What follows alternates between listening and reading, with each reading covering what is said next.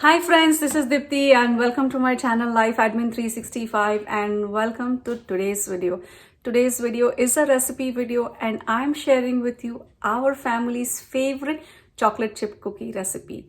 I have been making this recipe since forever, but during quarantine I started making it more often, and since then it has become a staple in our house. I rarely go out to buy chocolate chip cookies anymore unless there is a good sale at Costco. Costco has the best chocolate chip cookies. I have modified this recipe from Nestle Toll House recipe. This recipe is pretty easy to make. It doesn't require a lot of time, and my son helps me make this recipe. He has memorized the ingredients for this and he can really do it on his own. As long as I get him the stand mixer ready for him, he is good to go. Like I said, this recipe is very easy to make. However, there are 3 or 4 things that you need to keep in mind before making this cookie recipe. The first and foremost is that the butter has to be at room temperature. You cannot use butter that has just come out of the refrigerator. Butter needs to be at room temperature and it needs to be squishy. You press it in between your fingers, it will squish.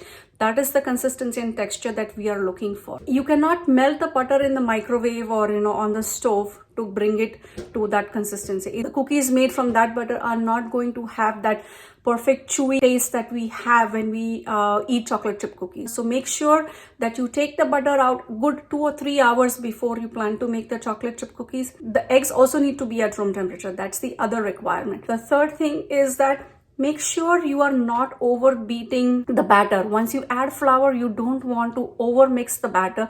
Otherwise, your cookies can turn out tough. Fourth thing is to make sure that you preheat the oven. I cannot emphasize how important it is to have your oven preheated at the right temperature so that as soon as you make your cookie balls, you can put them in the oven and bake them. Baking doesn't take a long time. It's only good 11 or 12 minutes. So make sure that you have your oven preheated to the right temperature, which is, I believe, is 375 degrees Fahrenheit. And the last thing is that as soon as the cookies come out from the oven, leave them on the baking sheet, let them come to room temperature. Then using a spatula, transfer the cookie from the baking sheet onto your cooling rack. If you try to pick up the cookie from the cookie tray, just as soon as it comes out, it's going to break, it's going to crumble, and you're going to lose your perfect chocolate chip cookie. Once it's cool enough to handle, then transfer it from the baking sheet onto your cooling rack. Give another 15-20 minutes of cooling and then transfer the cool down cookies into an airtight container for storage. Once I make the batter and have the cookie balls ready, half of them I bake as cookies and the other half I leave as cookie dough. I will freeze those cookie dough balls. I flash freeze the cookie dough balls individually, and then once they are done, I take them out and then put them in my Ziploc bag and have them ready for any time I want to bake in the near future.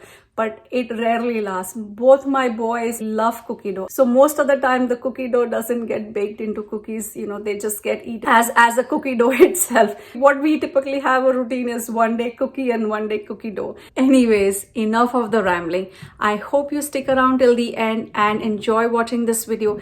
And if you do give this video a big thumbs up and consider subscribing to my channel. Your likes and subscription help me spread my videos and my content to other viewers. I want to give my appreciation and a big thank you to all my current subscribers and to all the viewers who watch my videos and give my videos a big thumbs up and leave kind comments for me. I've been rambling a lot, and without any further ado, let's get started on making the cookies. Step is to gather and measure out all our ingredients. I'm giving you a quick peek of the recipe that I am using. This is a 1x recipe and I will be tripling it. First will be 2x batch followed by a 1x batch. I'm going to put the recipe details in the description box below. And for your convenience, I'm also going to leave the ingredients and their measures in the video itself. I'm starting by measuring out granulated white sugar followed by brown sugar.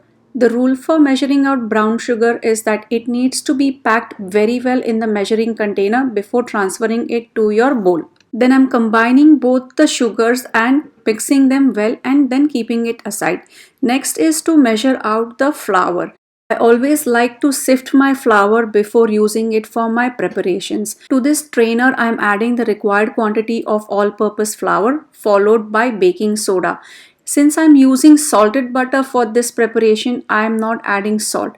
But if you are using regular unsalted sweet butter, then you need to add 1 teaspoon of salt at this step. If you're doubling the recipe, then you need 2 teaspoons of salt. Next step is to crack 4 eggs. I had taken these eggs out from the refrigerator a couple hours before starting the recipe preparation. And yes, I did take out that small piece of eggshell that had fallen into the cracked eggs. Next are chocolate chips. The recipe calls for 3 cups of chocolate chips, and since I'm doubling, I should technically be using 6 cups, but because I'm using jumbo chocolate chips, I'm using only 4 cups of chocolate chips instead of the 6 cups as required by the double recipe.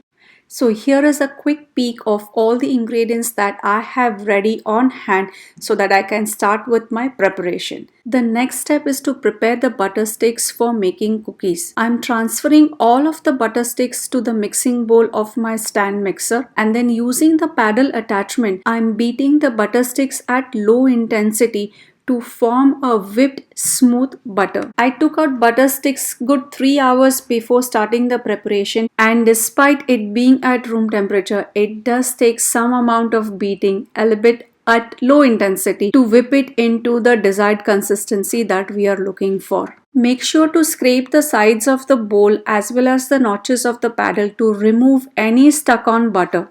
This process takes somewhere between 3 to 4 minutes when the setting is at number 2 on your KitchenAid stand mixer. Next is to cream the sugars with the homogenized butter. With the mixer running on, gradually add the sugar mixture. That is a mixture of white and brown sugar. As sugar mixture starts incorporating into the butter, the resulting mixture starts becoming fluffy. That is a cue to know that the butter has beaten up enough and is now ready for the next step. Once again, scrape the sides of the mixing bowl as well as the notches in the paddle to remove all the stuck on butter and sugar and to ensure that you get a homogenized smooth butter sugar mixture. The next step is to add eggs. I had already cracked the eggs and I have them ready. I'm really afraid to crack the egg directly into the mixing bowl. Experts are able to do that, but I haven't reached that state yet. I'm adding 1 egg at a time, and once that has incorporated well into the sugar butter mixture, then I add the next one. I just want you guys to know that I did add the vanilla extract, but unfortunately I did not record that, so I don't have it to show here. But I did add vanilla extract. The next step is to add our previously sifted dry ingredients, which was the flour and the baking soda. 2 things to remember here. First, add the dry ingredients in parts, and second, to not overbeat once all the dry ingredients are added. Adding in part will prevent dry pockets or sections which are not mixed properly, and overbeating will prevent the cookie from becoming tough. Last but not least, it's time to add our star ingredient, which are the chocolate chip morsels. I am using jumbo semi-sweet chocolate chip morsels. You can use milk chocolate chip morsels or white chocolate chip morsels or a combination of any of these chocolate chip morsels. And if you want, you can replace 1 cup of chocolate chip morsels with 1 cup of nuts such as walnut. There are no takers for nuts in my house, so I just stick to chocolate chips. What you don't see here is that my kids are waiting for me to finish scooping the dough out into cookies so that they can lick the remaining in the mixing bowl. They are more excited for the cookie dough than the cookies themselves. If you've not already preheated your oven, now is a good time to get it preheated. Now that your oven is preheating, it's time to scoop out the cookie dough and shape it into cookies. I have lined my baking sheet with a Silpat or a silicone liner, and I'm scooping out the cookies using my handy dandy cookie scoop. I get about 24 to 28 such large cookies from a 1x batch. It all depends on how much my kids have snacked on the cookie dough before they could be made into cookies for baking. Now it's time to bake these cookies. Once the oven is preheated, it should give a beeping sound to indicate that it has reached the temperature that you had set. For this baking, we have set the temperature for 375 degrees Fahrenheit, and I am going to bake it for 11 minutes.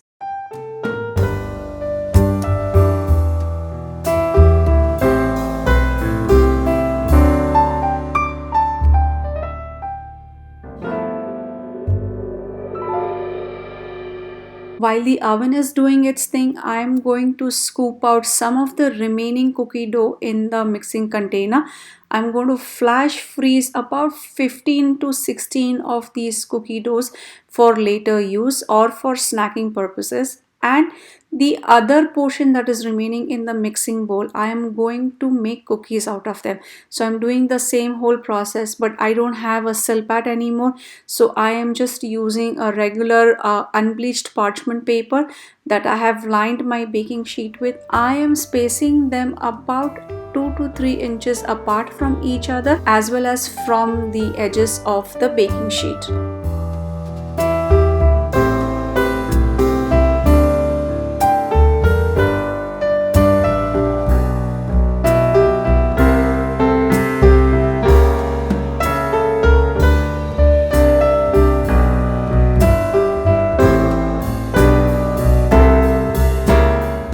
It's time to take the first batch of cookies out from the oven. Oh my god, aren't they gorgeous? Wow, perfectly baked. Perfect. In goes the last batch of the cookie doughs that we just scooped out, ready to be baked at 375 degrees Fahrenheit for 11 minutes.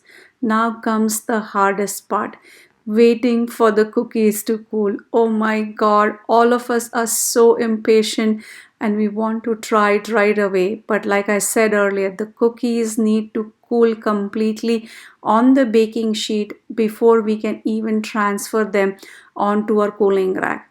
It's been over 15 minutes that the cookies have been cooling on the baking sheet, and now it's time to transfer them onto the cooling rack. They're cool enough to handle by hand. They are not ready to be eaten yet because their centers are still soft and there is a good chance that the cookie will crumble when you try to eat it. So it's best to let them cool for another 15 to 20 minutes max, and they will be ready for you to enjoy. One more batch of cookie dough remaining to be made. That's it. So here is a quick look at the 1x recipe that I am making using my handheld electric mixer. Process is exactly the same. You beat the butter sticks to homogenize it, then cream it along with the sugars. Add the eggs and then gradually mix in the dry ingredients until everything is well combined. Finally, stir in vanilla and chocolate chip morsels to form a uniform cookie dough mixture. Then scoop out the cookie dough onto a baking sheet and bake it in a preheated oven at 375 degrees Fahrenheit for about 11 minutes.